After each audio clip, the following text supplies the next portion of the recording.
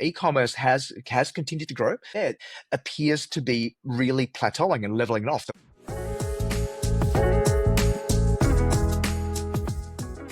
This week in e-commerce, episode 97. And Alex and I are both in Sydney right now. We are, matter of fact, only about, I would say maybe less than 1 kilometre away from each other right now.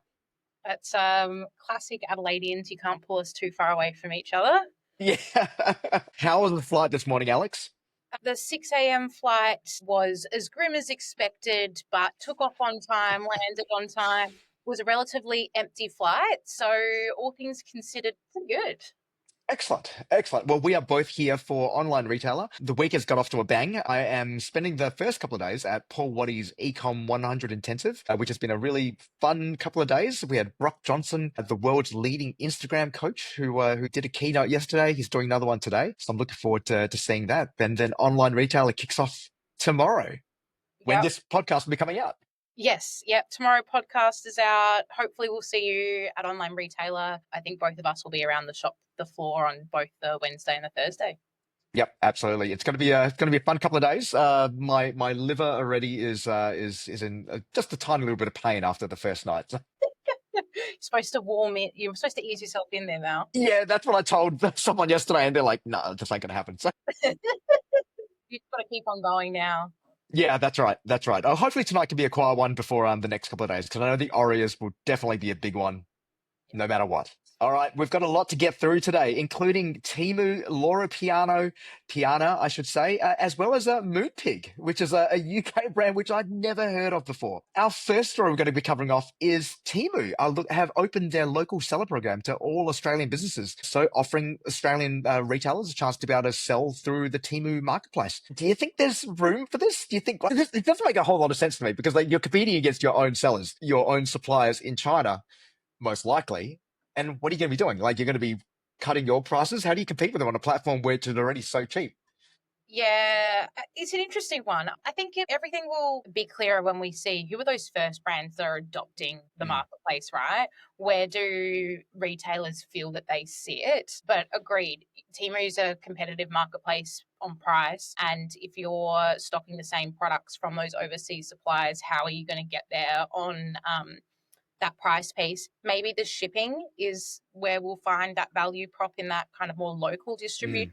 That's typically where Temu's falling down at the moment, is they're just not being quick. Yes, but also but when you consider the price difference though, I think people are willing to sacrifice the fact that, okay, you know what? It's going to take me like a week or two to get it, but I've paid $2 for this thing. Exactly. I'm happy to wait for that. Yep. 100%. I think that's where most of their shoppers fall into. We'll see how many convenience, last minute shoppers will value that. Yeah, but I suspect times are going to get even tougher for a lot of Australian retailers. Since I saw a report yesterday that Temu had actually increased their advertising spend in Australia 110% since the US tariffs were announced. And it wouldn't have been a small budget to begin with. I've noticed it more and more, honestly, shopping lots of different things. I think I Googled Korean glass face mask yesterday, not in my wildest dreams that I think Temu would be coming up. And they were the top, 3 or 4 positions. They would be paying an arm and leg for them. I now am really curious what Korean glass face masks are all about. Everybody, if you know, they're these face masks that you put on for about 4 or 5 hours, you sleep with them, and then they go completely clear. You pull them off and your skin looks like glass. Right, okay. All of the girlies will know, Mel. So is it like the LED masks? No, it's a disposable mask. Yeah. All right, I will have to find out more about this. You need that glass skin. Yeah. And speaking of reaching a lot of people very quickly, Amazon have also announced that they are going to be investing $4 billion in the US to be able to reach more regional small towns with next day delivery. And they already increased their next day delivery coverage by 30% this year. It's a huge investment, especially $4 billion USD, right? I think it's exciting from the perspective of, we know that these rural communities miss out. They don't have the same opportunities when it comes to shopping and that accessibility. So I do like the investment there. But I think what it speaks to is they're reaching a cap for metropolitan areas, right? And now how are we going to find that growth? We're going to go rural. Yeah, look, and they want to be the everything store for everyone. And I wonder whether that can translate to Australia, because my hunch is that, like most things in Australia, we are so far apart that it's incredibly hard to service those rural communities in Australia. Whereas in America, while they're rural, there's a lot more of them Yeah. and much closer together as well. Like if you drive from, let's say, Dallas, like Houston to San Antonio, a drive which I've done many times, there's like about half a dozen, reasonable sized small towns like in between, including Austin. Yeah. We don't have that here. Like to drive from Adelaide to Melbourne or at Melbourne to Sydney, yes, there are towns, but they're not that close together. And the They're not. populations probably don't justify it. Exactly. Yeah, 100%. And how technologically literate are those consumers out there when historically they have been excluded, so they haven't had Mm, to be online as much? mm. So I agree. I don't think it's a completely copy and paste strategy for Australia. I actually heard this yesterday, that you'd be surprised, and this came up in one of the sessions at Paul's keynote, where you'd be surprised by how many rural Australians are very technologically literate because they have no choice to be. Like the only way they can order anything and buy anything is to actually order online because they just don't have the stores. They don't have the department stores or the boutiques nearby. Yep, yep, that's very true. Yeah. All right. Loro Piana, LVMH's cashmere sweater brand, faced some troubling news over the last week where they have been found to be exploiting their workers, paying workers as low as $5 an hour for a 90-day work week, while at the same time charging over $1,000 USD for a cashmere cardigan. It's terrible news. It's terrible behavior as well, right? I've actually never heard of the brand, which I thought was interesting. So we've probably got a few more problems. But I think there's just eyeballs on this. It will blow up on TikTok and these different social agencies. You can't be, I mean, you shouldn't be abusing anybody anyway, but you don't want that headline. Yep. Yeah, I think it was the Italian judicial court who actually found them guilty of this. So they are now going to be under administration, I believe, for the next 12, 24 months, where everything which they do is going to be watched by the courts, essentially, including things like all their supply chain, all their manufacturing practices, their marketing, to make sure that they don't step out of line. And it's really a message where Europe, I think in particular, is taking this leading stance in ensuring that that brands, manufacturers are actually going to be ethical in this space, which I think I really applaud them for as well. And I wish that, hopefully we start seeing more of that in other countries around the world soon as well. Totally. Yeah. I think that hands on approach is really good. And it would also help the government understand the nuances of the industry, what's changed, and how they can keep up from a regulation perspective as well. Yeah. But I think if you're positioning yourself as being this ultra luxury premium brand, but you're using a sweatshop, there is definitely there's some cognitive dissonance there. Absolutely. All right. And our last quick story before we dive into the big ones is Australian Fashion Group, who are the owners of Bunker, Cameo, the label, Fifth, the label, and a bunch of other fashion brands in South Australia have called in the administrators. Now, this is a brand who anyone who's been in the Australian fashion retail scene, particularly in South Australia, would be very familiar with Oz Fashion labels, as they were previously called, then acquired a number of years ago to be Oz Fashion Group. That they're now on life support again, and with citing changes with the with obviously the environment, blaming past mistakes as well, feeling the pressure of margins being eroded due to constant sales. Alex, what do you think has gone wrong in this sort of scenario? I am the biggest fan of the Australian Fashion Group when you think about it from, I reckon it was 2015, Mhm. really close to my heart. I've got a lot of products. I think the first problem is there's three brands: Cameo, Keepsake, Finders Keepers. You've got three brands in the same group, and there's not a lot of Mm. differentiation. And we see that Yep. time and time again. And then layering that on with the complaint around previous investment problems and their infrastructure not keeping up. Sounds like a familiar story that we've heard from other groups, Yeah, right? yeah, it certainly does. I think the lack of differentiation is probably the big one because I know some of the people who were working with them previously, and then with the new group, the administration as well. Some people who work there, and that was a common complaint around how are they actually differentiating each brand. That there really wasn't a whole lot of differentiation. You essentially had the same team working across everything, right? And it's exactly the same thing as we've seen with Mosaic. Yep. It used to be, in my eyes, and in any way as a consumer, There was one brand that was more, let's say, girly. That was one that was more formal, and then there was one that was more trendy and out and things to wear when you're going out. So they did have those clear pillars, and through mass sale, through different ownership, I think we've just seen that erode away. Yep. Okay, moving into our first big story, we're going to be talking about Moonpig. Now, I had never heard of this brand before, but they are absolutely gigantic. They are a 900 million pound locally custom printed print on demand cards and gifting company, and they've just launched in Australia. Yeah, I saw this news. I thought, firstly, what a funny brand name, Moonpig. But I haven't stopped thinking about it since. So it's done its job there. And then, yeah, valued at over 900 million pounds, bringing into the Australian market.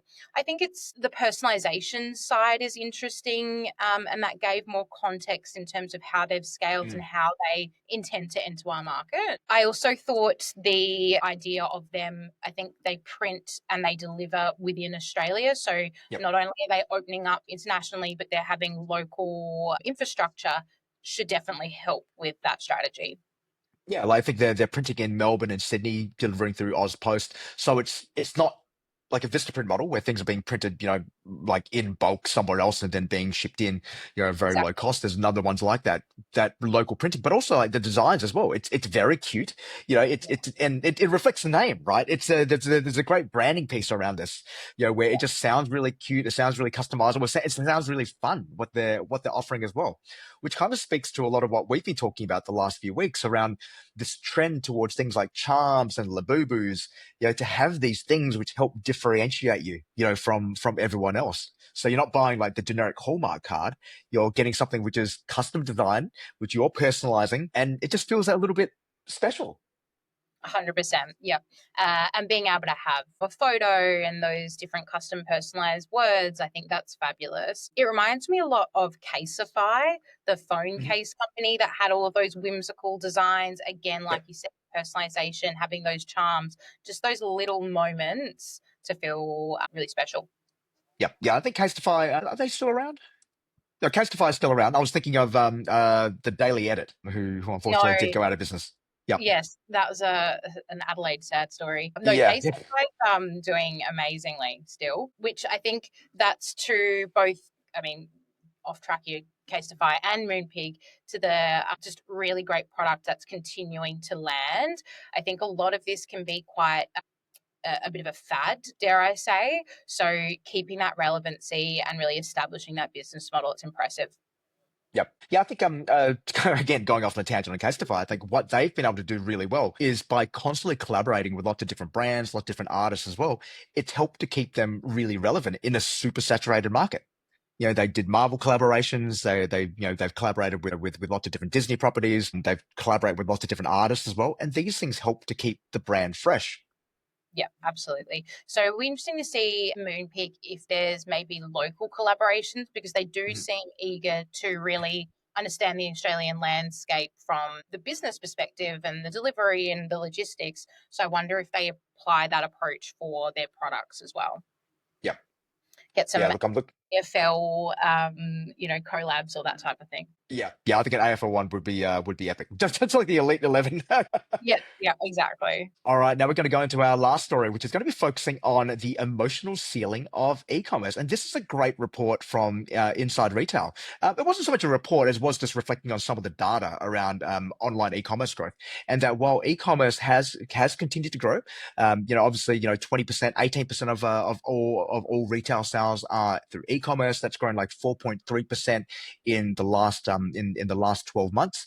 So we are continuing to see that growth there. That growth according to this report anyway, appears to be really plateauing and leveling off. That while there is growth still, it is much slower than what it was before. Obviously, COVID, we saw this huge effect where, a lot of people moved online. Suddenly we were forced to shop online. But after that initial increase, it's really starting to taper off. And the hypothesis this report says is kind of interesting, where it's like that once we've kind of got over the fact that, that whole next day delivery, fast fulfillment, all that stuff, which Amazon has pretty much just made table stakes now, Mm.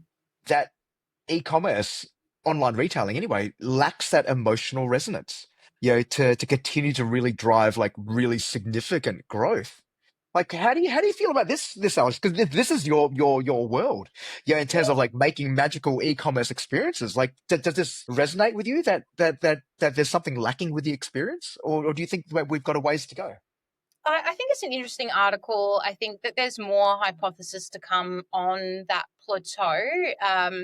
My gut feeling is it's just more so around kind of like that adaption piece, and we've had those early adopters, and now it's kind of come that majority, right? So we're not going to see that crazy growth that we saw before COVID or during COVID, and now it's plateauing. From the question around, do people cry at checkout or should they? I suppose like you feeling that emotion. I don't think every purchase needs to be emotionally provocative. And also, I think that sometimes the beauty of e-com and online is you can do everything without having to talk to anybody in the comfort of your own home, protecting your peace rather than going out into the public. And then straight away, yes, there's kind of emotional triggers at you, which can be positive and can encourage you to purchase more, but there's just a lot more noise, full stop. So Mm. online, you've got that kind of focus. Yep. Interesting. Because like, that's where I see that omni-channel being so important, because there's Exactly. only so much you can actually deliver online. Like online, like you said, it's a very rational, functional space. I want this. I'm going to search for this thing. Yeah. And then I'm going to go buy it. And then then in store, that's when it can be more immersive. That way you can have the smells, you can have the music, you can have the shop, they're being able to help create that whole experience, like going into an Apple store, for instance, versus going on the Apple website. But then that goes back to the point around that we're always not going to, if we can't create that emotional resonance, like how do we then break through to the next level for Yeah. online sales?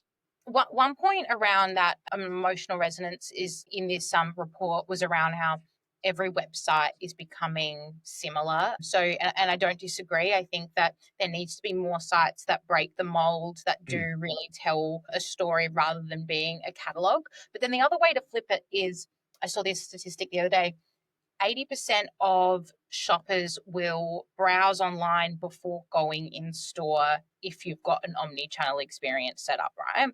So um, there's always a place for both, and 80% is a really strong number.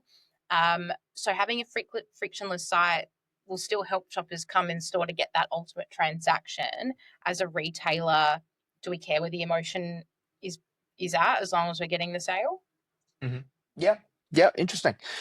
Because I think there's definitely some categories. Like if I use Miss Amara as an example, Mhm. Miss Amara implemented not just live chat, but they actually had one of their stylists, on the chat. So if you were on the website and you were browsing for a rug, one of the stylists would pop in and say, "How can I help you?" And then on that chat, you could provide them photos of the room, and then they'd be able to ask you questions about what sort of look you're after, what sort of space looks like, and then that would actually start to recommend rugs for you. And from the numbers which Miss Amara have shared around this, it's been hugely successful Mm. because it's taken something which you'd be able to do on offline into that online space and kind of made this into this whole magical experience. And you can see other brands like, let's say Castlery, for instance, who are also doing similar things as well. They now have a web tool which allows you to take a photo of your space and then actually it creates a 3D model out of it. And then you can start actually arranging the furniture which you want in that room. It's really, really cool. Yeah. So I think you can create those things like that. But you think for fashion, it's like, what is that? Is it just an AR try-on? Which is kind of already done. We've talked about it already, but also how magical is that really? And also how accurate is that as well? Yeah, yeah. When I was working on the shop floor in fashion, it really, really surprised me how much shoppers want to know your opinion, rely on it, Mm. will use that to justify their purchase. Where there were women coming out of the dressing room and they're like, "Do you think this looks good?" And I go, "Amazing, Mm. you can wear it with heels or sneakers." And then they'll come back out and they go, "But do you really think it looks good?" And I said, "Yeah, you look fabulous. That color's great on you." Then they'll go, "So do you think I should get it?" I'm not kidding. Like those types of questions go there. And it's different personalities too, right? I don't think that's how I would go into a store. But how do you replicate that emotion, that interaction online? I think that there is always going to be the element of localization. If you could chat with a local customer service representative, if you will, that works in the store as well as online. So you can go, I know Alex, she works at the Norwood store. Let me see if I can talk to her about some styling tips Yep. online, for example. But that's still merging omni-channel. That's still not Mm. just an online experience. I gotta say, this is me as like a middle-aged male. If I would shop from somewhere, if I was trying anything on and there was an attractive retail retail worker there, and I asked their opinion and say, "Yeah, you look great in that, and you should buy it," I would just 100% I would buy it. Well, that's the cross-sell, upsell model that Yeah, we need yeah. online. You look sexy in that. You're like, oh, brilliant, I'll buy 5. Yeah. Just get the AI chatbot will pop on and say, "Hey, you look good in that." Yeah. I think that's all we need. Look, people just want to be flattered at the end of the Yeah. day, right? And Yeah. if you make us feel good about it, I'll Yeah. go and buy it. Yeah, and fundamentally, that's why that in-store experience is still so strong, because you can flatter someone, you can appeal to their emotions, you can look at their body language and give them that confidence that, yep, that is absolutely the right thing for you. That would look great on you, and you go and buy it, and you feel really confident walking out of the store. Whereas there is that dissonance, with buying online, where you don't have that emotional connection. There is no one to say, that's going to look amazing on you. I was talking with one of the brands I work with the other day, and I was saying I was looking at a t-shirt, and because the style was different, I was really uncertain about how it would fit. Like, even though they had the size guide and everything like that, I was like, I'm not sure, because you've told me that this is a larger size. So do I need to size down? But how much do I need to size down? And because it looked so much bigger, like, I just wasn't sure. And I ended up just like bombing out of it. And I told them and said, yep, again, they understood that, and go, well, how do we solve for that problem? Because there's still so many unknowns when you're buying from a brand you've never bought from before. 100%. And we see some brands do it really well with different imagery on different types of bodies, because some of it is size, but it's also body shape, right? So I think it's a lot of upkeep when you think about all the different imagery. AI will help with that to a degree. The other piece of it is e-commerce, and that the feeling that you have when you purchase doesn't stop at checkout. And I do think that was maybe missed in this report a little bit, was it's that feeling of getting your post 2 days later, trying it on at home, feeling fabulous, not having anybody to tell you that, but still, at the end of the day, it's how does that product feel in your hands? How does it fit? And that's what's going to bring the joy. Yeah, and that's something we talked about last week, about all those post-purchase, those magic moments, the peak end rule, about how do we actually create those micro moments, in the transaction. I agree. I think those are very special things, which, just those nice little touches can just elevate that whole buying experience. Totally. Go-to skincare years and years ago, when Zoe first started the brand, when you'd get your cleanser and whatever, you'd get this sticker and it said, "Holy shit, you look amazing." And the sticker goes on your mirror. So then, every morning you feel, a bit warm and fuzzy, but you also remember that go-to skincare is the one that made you feel like that. Yep, love that. That's actually something we did at Riderwear. So back in 2019, we put those stickers in every single order. It was something just like, "Hey, you look amazing today." "Hey, babe, you look amazing today." And it was just really cool when you would get people's selfies in their new Riderwear, and that little sticker was there in the corner. It's like, yes. Because I was always like, people are actually going to put this on their mirror, but people do, and just make them feel so good about it. Totally. I think that's a win-win. Yeah, look, and you can deliver that on any channel, but yes, I agree that I think that's the things which online retailers should be looking to more about. How do we create that emotional connection beyond just like, you can get it in 2 days, free returns, blah, blah, blah, blah, blah. Yeah, for sure.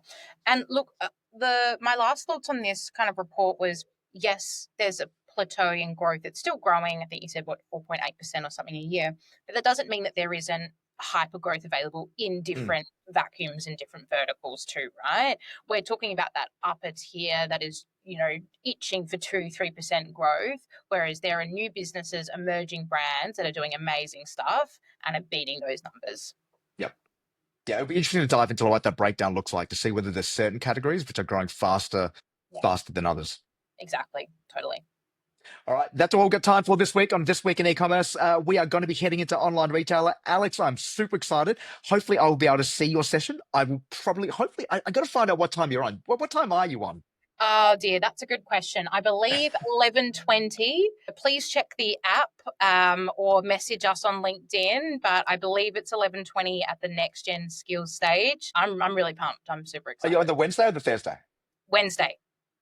Tomorrow. Fantastic. I think you're on between 2 of my interviews, so I will try to duck out and check out your session. Just don't heckle me from the sidelines. I'll be cheering you on. I've even got my large Alex face face cut out. Brilliant. Oh, okay, that's going to be great. I can't wait. All right, guys. Thanks for listening. In the meantime, keep innovating, keep growing, and keep selling. And we'll see you all next week. See ya.